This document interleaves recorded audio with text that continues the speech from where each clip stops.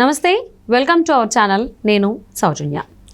గత కొద్ది రోజులుగా మనం చూసుకున్నట్లయితే ఆంధ్రప్రదేశ్లో CS Jawahar Reddy secret tours వేసుకుని మళ్ళీ బ్యాక్ టు విజయవాడకు వస్తూ ఉన్నారు. ఎందుకు అనేది అప్పుడు తెలియలేదు, కానీ ఇప్పుడు బయటపడింది ఎందుకు అనేది. ఆయన ఏంటి అంటే దీపం ఉన్నప్పుడు ఇల్లు చక్కబెట్టుకోవాలి అనేటువంటి విధంగా ఆయన పనులు చేసుకొస్తున్నారు. ఉత్తరాంధ్రలో ఆల్మోస్ట్ 2,000 కోట్లకు విలువైనటువంటి అసైన్డ్ భూములు ఆయన కొడుకు సొంతం చేసుకోవడానికి ప్రయత్నం చేసుకున్నారు కూడా. రిజిస్ట్రేషన్స్ కూడా చేసేసుకున్నారు అన్నట్టుగా వార్తలు వినిపిస్తూ ఉన్నాయి. మరి అంశానికి సంబంధించి వారి విశ్లేషణని మనతో పంచుకోవడానికి ఈరోజు మనతో పాటు ఉన్నారు సీనియర్ జర్నలిస్ట్ డివిఎస్ గారు ఉన్నారు. వారితో మాట్లాడదాం. నమస్తే అండి. నమస్తే. సిఎస్ జవహర్ రెడ్డి ఇంతకు ముందు సీక్రెట్ టూర్స్ వేసుకొచ్చారు. ఎందుకు అని అంటే ఇక్కడ ఎంత అరాచకాలు జరుగుతూ ఉన్నా ఎన్నికలు అయిన తర్వాత ఆయన సపరేట్గా సీక్రెట్ టూర్స్ వేసుకుని ఇంతకుముందు భోగాపురం వెళ్ళారు, వైజాగ్ దగ్గర అని విన్నా. అక్కడ ఎయిర్పోర్ట్ కోసం పనులు చెక్ చేసుకోవడానికి వెళ్ళారు అన్నారు. అది కాదు అనేది ఇప్పుడు బయటపడింది. ఆల్మోస్ట్ కొన్ని వందల ఎకరాల అసైన్డ్ భూములు ఏవైతే ఉన్నాయో ఎస్సీ బీసీలకు సంబంధించినటువంటివి వాళ్ళు రిజిస్ట్రేషన్ చేసుకోవడానికి వీళ్ళు ప్రయత్నించారు. వీళ్ళ కొడుకు అందులో మెయిన్గా ఉన్నాడు. కొన్ని అయితే రిజిస్ట్రేషన్స్ కూడా అయిపోయాయి అని వార్తలు వినిపిస్తూ ఉన్నాయి. వీటిలో వాస్తవం ఎంత ఉంది, ఇదేంటి? విశాఖపట్నం అక్కడ ఉన్నటువంటి భూములు, జగన్మోహన్ రెడ్డి ప్రభుత్వంలో ఉన్నటువంటి పెద్దలు, ఇవాళ ప్రజలందరిలో కూడా అదే చర్చనీయాంశం. జనసేన కార్పొరేటర్ ఈరోజు కూడా దానిపైన ఆరోపణలు చేశారు. ఏంటి, సిఎస్ జవహర్ ఎందుకు పొద్దాక విశాఖ వెళ్తున్నాడు, చెప్పకుండా వెళ్తున్నాడు, చెప్పి వెళ్తున్నాడు. సీక్రెట్ టూర్స్కి కారణం ఇది. ఒక 800 ఎకరాలు అక్కడ ఆయన భూములు మరి కైంకర్యం చేసినట్లుగా, ఆయన కొడుకు పేరు మీద కూడా అక్కడ ఏదో రిజిస్ట్రేషన్ జరిగినట్టుగా చేసింది ఎవరు? జనసేన కార్పొరేటర్. మనం గతంలో కూడా అనుకున్నాం, మీడియాలో కూడా వచ్చాయి. జవహర్ సీక్రెట్ టూర్స్ రహస్యం ఏంటి అనే దీంట్లో ఆ రహస్యాన్ని ఇవాళ కుండబద్దలు కొట్టినట్టు చెప్పాడు. ఎవరు? జనసేన కార్పొరేటర్ మూర్తి యాదవ్ చేసినటువంటి ఆరోపణల పైన నిగ్గుదేలాలి. దాన్ని నిగ్గు తేల్చాల్సింది ఎవరు? జవహర్ రెడ్డి నిగ్గు తేల్చాలన్నమాట.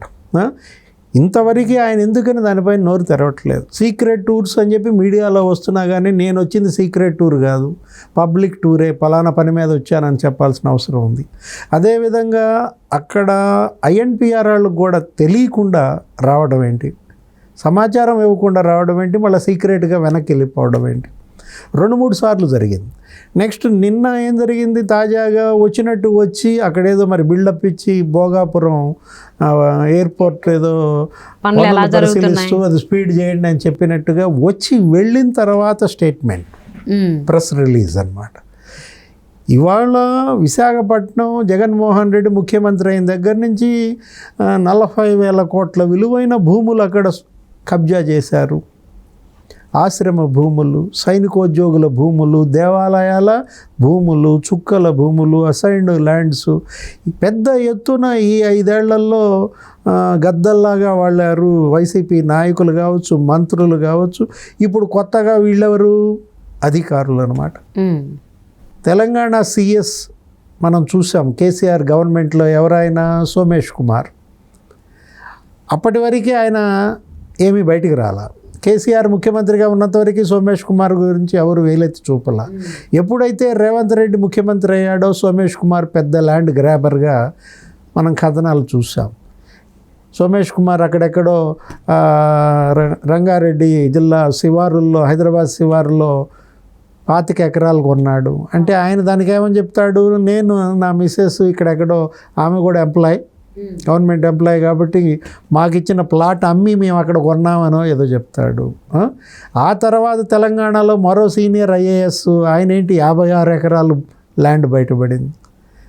ధరణి పోర్టల్లో ఇవన్నీ బయటకు వచ్చిన దీంట్లో అసలు ఎక్కడో జీహెచ్ఎంసీలో వాడెవడో సర్వేయర్ బాలకృష్ణ అయితే అసలు వీళ్ళందరినీ మించిపోయాడు. 130 ఎకరాలు భూములు. అసలు ఇక్కడే కాదు, విశాఖపట్నంలో, విజయనగరంలో కూడా అతనికి ఇళ్ల స్థలాలు పెద్ద ఎత్తున మనం చూసాం. 1000 కోట్ల ఆస్తి ఒక జీహెచ్ఎంసీ సర్వేయర్గా ఉన్నటువంటి వ్యక్తి కొట్టాడంటే ఎంత పెద్ద ఎత్తున అధికారులు ఇక్కడ అవినీతికి పాల్పడుతున్నారు. అధికారుల అవినీతికి ఇక్కడ పాలకులు కొమ్ము కాస్తున్నారు. అంటే పాలకులు అధికారులు కుమ్మక్కై ప్రజాధనం ఎంత పెద్ద ఎత్తున స్వాహా చేస్తున్నారనే దానికి ఇవే ఉదాహరణలు అన్నమాట. ఇప్పుడు విజయసాయిరెడ్డి ఉత్తరాంధ్రకి ఇన్ఛార్జిగా మొదట 3 ఏళ్ళు వెలగబెట్టాడు. అవును. అక్కడ పెద్ద యుద్ధం జరిగింది భూముల కోసం. ఎవరు? Vijayasai Reddy versus MP MVV Satyanarayana. Vijayasai Reddy భూములు మింగేశాడని ఎంవివి సత్యనారాయణ కొన్ని బయట పెట్టాడు. కాదు, ఎంవివి సత్యనారాయణ కూర్మన్నపాలెం భూములు కొట్టేశాడని విజయసాయిరెడ్డి బయట పెట్టాడు. దొంగలు ఊళ్ళు పంచుకున్నట్టుగా ఎలా విశాఖపట్నాన్ని వైసీపీ ఎంపీలు వీళ్ళిద్దరు కొల్లగొట్టారో వాళ్ళే బయట పెట్టుకున్న దాంట్లో విజయసాయిరెడ్డి ఏమన్నాడు? ఎక్కడైనా ల్యాండ్ డెవలప్మెంట్కి ఇస్తే బిల్డర్కి ల్యాండ్ ఓనర్కి ఎలా ఉంటుంది? ఈక్వల్ షేర్ ఉంటుంది, 50-50. లేకపోతే ఏదో 60-40, 30-70 ఉంటుంది. కానీ అసలు 1:99 రేషియోలో ఎక్కడన్నా జరుగుద్దా? ల్యాండ్ ఓనర్కి 1 రేషియో, బిల్డర్కి 99 షేర్ వస్తుందా అంటూ ఎంవివి సత్యనారాయణ ఎలా కూర్మన్నపాలెం భూముల్లో 1:99 పెద్ద ఎత్తున ఎంత స్వాహా చేశాడో విజయసాయిరెడ్డి బయట పెట్టాడు. వాళ్ళిద్దరూ పంచుకుంటున్నారు, పెద్ద ఎత్తున దోచేశారని జగన్మోహన్ రెడ్డికే మండి ఏం చేశాడు? విజయసాయిరెడ్డిని తప్పించి వాళ్ళ బాబాయిని పంపాడు అక్కడికి ఇన్ఛార్జిగా. ఎవరైనా? సుబ్బారెడ్డి. ఇక సుబ్బారెడ్డి ఆయన ఎత్తాల్సింది ఆయన ఎత్తాడు. వీళ్ళ ముగ్గురే 27,000 కోట్ల రూపాయల విలువైన భూములు కబ్జా చేశారు, కొనుగోళ్ళు చేశారు, ఆక్రమించారు అని మీడియాలో చూసాం. ఏ ముగ్గురు? విజయసాయిరెడ్డి, ఆ తర్వాత సుబ్బారెడ్డి, కోడిగుడ్డు మంత్రి. కోడిగుడ్డు మంత్రి అంటే ఆయన ఎవరు? గుడివాడ అమర్నాథ్. అసలు ఈ గుడివాడ అమర్నాథ్ అక్కడ జగనన్న కాలనీ ఇళ్లల్లో అక్కడే నీకు 800 ఎకరాలు స్వాహా చేశాడని అనకాపల్లిలో. అదో పెద్ద స్కామ్ అని మనం మీడియాలో కథనాలు చూసాం. అనకాపల్లి రూరల్ ఎలక్ట్రిసిటీ ఆ కోఆపరేటివ్ సొసైటీలో ఆయనకి ప్రతి నెల 5 కోట్లు వస్తాయంట. మామూళ్ళు ఎవరికి? గుడివాడ అమర్నాథ్కి నెలకి 5 కోట్లు మామూళ్ళు అంటే 600 కోట్ల నిధులు అక్కడ స్వాహా చేశాడని. అందుకే ఆయన అక్కడి నుంచి మార్చి ఎక్కడికి ఈ గాజువాక షిఫ్ట్ చేశారు. అనకాపల్లిలో తీసేసి గుడివాడ అమర్నాథ్ని గాజువాక మార్చడానికి కారణం ఇదే. అతను చేసినటువంటి భూ కబ్జాలు.